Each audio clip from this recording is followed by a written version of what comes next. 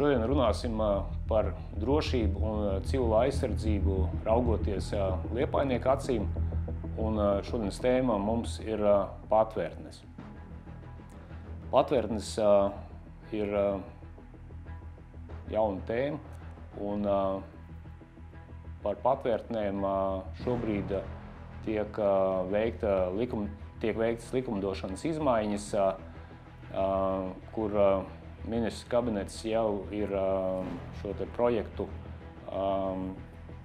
palaidis uz Seimu, un tuvākā laikā cerams šīs izmaiņas tiks pieņemtas likumdošanā.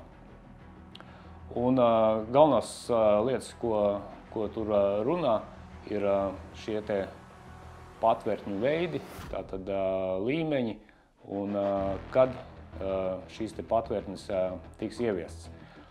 Attiecībā uz pašvaldību droši vien mums būtu jārunā par trešā līmeņa, zemākā līmeņa patvērtnēm, un tās ir pielāgojamās patvērtnes, kuras pasargā iedzīvotājus pret šķēmbām un sprādzienu viļņu ietekmi.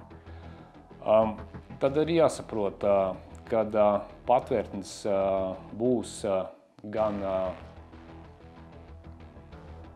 publiskās, gan būs arī individuālas pieejas, jeb pieejas ar ierobežotu iespējamību.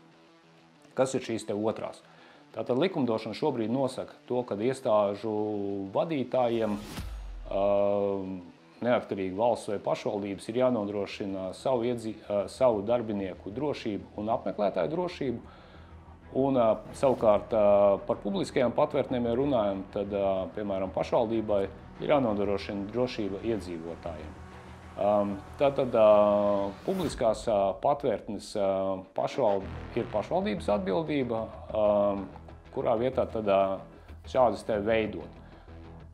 Tāpat tās arī iedzīvotājiem ir sava atbildība un arī drošība, ja viņi šīs te patvērtnes veidos sev tuvāk dzīves vietai. Piemēram, daudzstāvu ēku pagrabos, un šobrīd ir tā, ka 5-9 stāvu mājas tiek uzskatīts par īpaši drošām, jeb šo te ēku pagrabi.